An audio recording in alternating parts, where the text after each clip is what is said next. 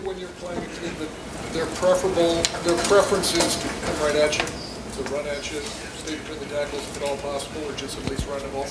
No, I mean, there's no disguise as to what they're going to do. I mean, I don't think it's changed probably in Wisconsin in a long time, and that doesn't make it any easier by any means.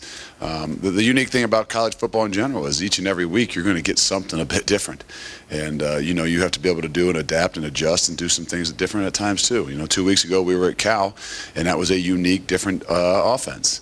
You wouldn't say that this is a unique, different offense, but in the offenses that you normally play, this is a unique, different offense that is going to run the ball right at you and be a bit more of a smash mouth and do what they do. Front, second row, Dave. Luke, I know it's tough to play as a true freshman, but what's holding Mike Mitchell back right now?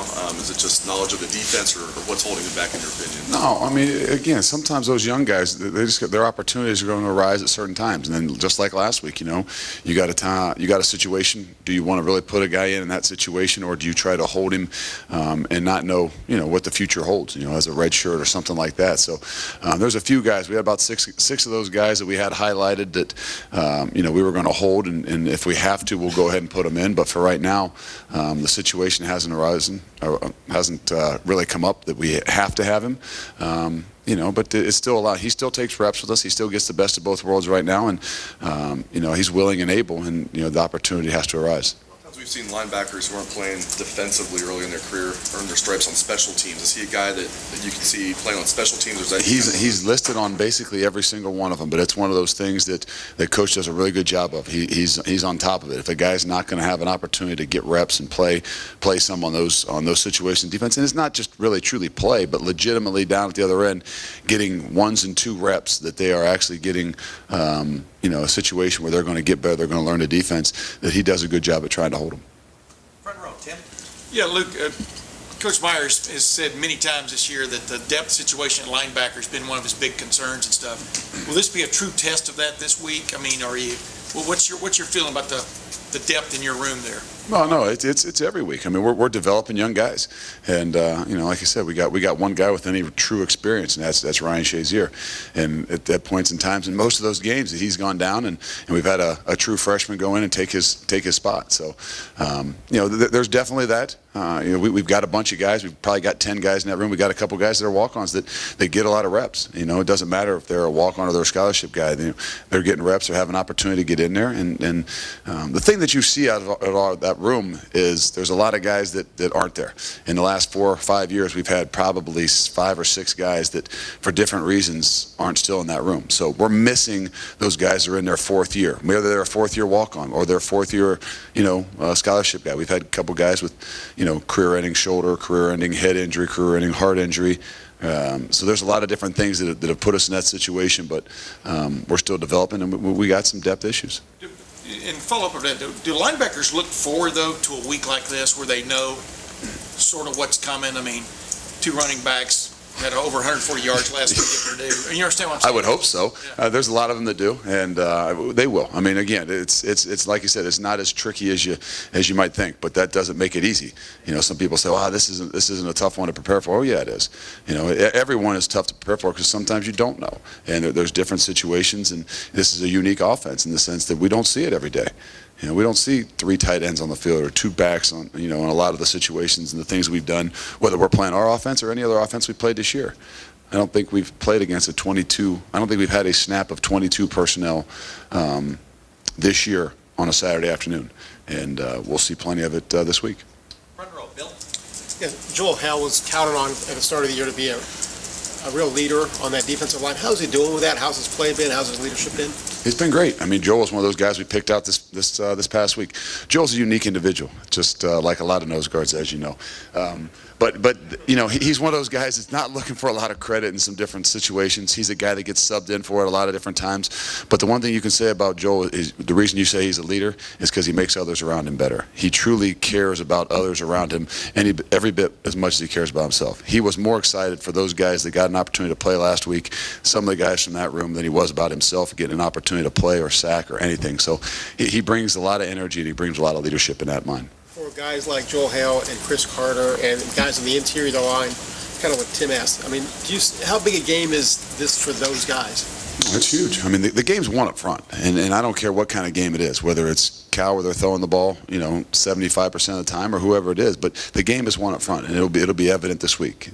Whether it's their offensive line or our defensive line, our offensive line or their defensive line. That's where the game's going to be won. And I know people are going to come down to making tackles and stopping big plays and things like that. But we do a great job up front, we'll be in good shape. If we don't do a great job up front, we'll have a tough time. And that doesn't mean that the back seven don't have to play as well. Those linebackers and things are every bit as part of stopping and fitting that run and being a part of that front seven. But those guys up front are where the game's won and lost. Front row right, Austin. There's been so much talk over the last couple of weeks about Kenny Guyton changing over the last year and a half, whether he could play at other schools now. Is it possible that you could take us back to the 2011 version of Kenny Guyton and you guys were looking at your quarterback situation and maybe why he couldn't fit in or what he wasn't doing then at that time? Well, I've been hitting the head way too many times to go back to 2011. Maybe that's another nose guard in me, but you know what? All I can say is, obviously on the defensive side of the ball, we love seeing Kenny out there. And, whether we're playing against him and during camp, I mean, he's just a guy that has a great passion and energy. There's a lot of guys that take some different time to learn the game of football. And there's a lot of guys that take some time to figure out how important it is to them. And when they do finally make those decisions, the ability is there. And I think that's one thing that you can give complete credit to Kenny Guyton for is the guy he's got a passion for the game of football, whether he's just found it, whether he had it and it was hidden a little bit. And sometimes that when you know what you're doing, that passion shows a little bit more. When you don't have confidence in really what you're doing, it's hard to show that passion and energy. So I try and tell those guys in the linebacker room sometimes, go sit in Latin class. Go pick a Spanish class or go pick French class, and you're a guy that's really going to be intent, and you go in there and Spanish 2 or 3 and you pay attention, but you have no idea what they're saying, you're not going to pick anything up. And sometimes that's just how it happens even in football. Those guys sit in a linebacker room or a quarterback room and as things are flying by them, man, and they can't slow the game down, it can steal your passion, it can steal your energy, and it can steal your growth. And sometimes it takes guys a little bit longer to do it. And whether it's taking them longer or not, you definitely see it from them. Second row right, Jeff. Coach Meyer said on his radio show last week about how much he's enjoyed the work that the scout team has given this year. Your years as a coach, can you kind of put into words how important it is to get a good look in practice every week from that team, especially in a week like this where they're going from one extreme the past couple weeks, big passing teams to now a power running team. They're going to have to really kind of switch gears here. No, it's invaluable. I mean, the unique thing is like you said, these guys will have to be in here today and really doing a good job at figuring out who they are, because they don't zone block the same way we zone block. They don't pass set the same way we pass set. And what we expect those guys to be able to do is to do exactly what the other team does. And they have to take pride in it. I mean, we say it, to every one of our groups. I mean, take pride in what you do. I don't care whether you think you're playing on Saturday or not. Take pride in what you do, and we'll be a lot better team of those guys that take pride in it. We have tailbacks that have to come in and study the steps of the way that their tailbacks take steps. They don't do them the same way we do. And when they come out there on Tuesday, if they don't take the steps the way that we expect them to take the steps, just like the Wisconsin will this week, we'll be up their rear every bit as much as we're up our guys' rear. And sometimes they take pride in that. And that's where, when they really, truly have good groups like that, guys take pride in what they do. And whether they're a walk-on, they're a scholarship guy, it doesn't matter. Everybody's pretty much treated the same and expected to have the same effort and intensity and taking pride in what they do. Far left, Matt. I want to ask about the Wisconsin running backs. They always seem to have 2, 3, and they're, have the depth again. White, you've seen before, but what does Gordon bring to the table? What jumps out on tape as you study him, and what makes him dangerous? You know what? I mean, to be honest with you, they're both very good. But I think you see a little bit more. Gordon, that you've seen in the past, he was more of just a jet sweep guy. He was a guy that they'd put in maybe as their second and third tailback. But they got, the speed combined with the ability, to break tackles is something that you don't always see. Some guys you got, in the past they've had a Ron Dane or one of those guys that's 250 pounds and a big bruiser downhill.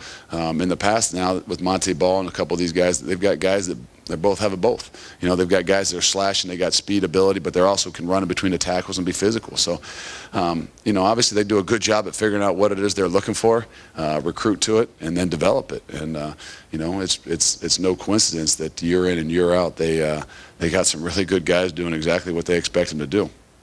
Last couple questions, because we've got Coach Meyer on the way, Doug, and then Tim. Luke, how much does the offense then look pretty much the same for Wisconsin as it did under Brett Bielema, or is it, how has it changed a little bit?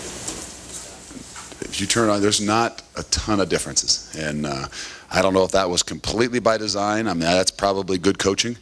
To realize when you come in and evaluate what you do have in the program that you're taking over and in the situation in which you're taking over it, you got to give them a lot of credit. I think last year at the beginning of the year, Wisconsin in the first 3 or 4 games maybe were 1-2, and they were throwing the ball maybe 50% of the time. And then they switched back after 2 or 3 games last year and went back to Wisconsin football. And I'm sure it didn't take long for Coach to figure that out when he came in there and took over a program that was in good shape to figure out they're going to do what they do well. So there's not a whole lot of changes. And a little different topic, but there are a couple guys on this team, whether it's Darryl Baldwin, Chase Ferris, Billy Price, who have started on defense, moved to offense, or vice versa with guys on the line. At this level, is that hard to do? Not that hard to do for guys to switch from one side of the ball to the other side of the ball, specifically on the 2 lines? No, I mean, I think it might be a little bit easier to switch over to the defensive side of the ball just with just with the knowledge of what you have to learn maybe. But the reality is it's all these guys have ability. They came here for a reason, whether we recruited them or they walked on. They still have ability. And to really find where your heart is, where your passion is, you have a chance to play a little bit better. Just like we talked about, how can you learn a game? Well, if you don't have a passion and pride and love for the game, it's really hard to learn. And once you do, you got a chance to learn it, whether it's offensive line or defensive line. But the reality is you got to see that light sometimes. You have to have those opportunities. And in those situations, you see like a guy like Chase Ferris have an opportunity to come over to defense. Well, maybe he was growing and wasn't thriving as much on offense, but now all of a sudden, there's a real opportunity. There's a light shining down. It gives them a little bit more of that passion and energy, and you can see them grow. So it's either way. I mean, they can do it, but the reality is it's what's deep down in their heart. It's just like when we recruit a kid, we say, well, what position are you going to play? Well, when you get here, a lot of times you'll figure it out, where your heart is and where your mind is, where you're going to have a better chance to play, because that's where your passion and energy are going to be at. Last question, Tim, and I'm going to go get Coach Meyer. Yeah, Coach Fickell, talk about Jared Eberderis, their wide receiver. He always seems to be able to get open, make the big catch. What do you see? What stands out about him on video when you watch these guys? He's a gamer. I'm sure he practices the same way. I mean, here's a guy that whether they're asking him to crack, in 22 personnel and get himself in the box and crack the linebacker or the safety moving down in there, or the chance to have a guy that's going to go take a shot on him. I mean, when there's one wideout out there, a lot of times there's only one guy that's got a chance to sometimes to throw the ball up to. But I think that obviously they've had confidence in him. This will be his 3rd year that you can be that. He's that guy. And when you develop confidence, and when a guy, the coaches and everybody's got confidence in somebody, they give them opportunities. And that's what I think you really see. Not that Wisconsin always does that, but when people are going to load the box and play a lot of single coverage out there, and you got a lot of confidence in the guy you got out there, why not take some shots at him? And you've seen him do it for the last 2 or 3 years, and they'll continue to do it. But I'm sure it's not just because of what he ran a 40-yard dash in or why they recruited him, but for the things he's shown and the unselfishness to block really, really well, which then gives him an opportunity to have a chance to get open on some of them deep shots. All right, thanks, Coach. Thank you.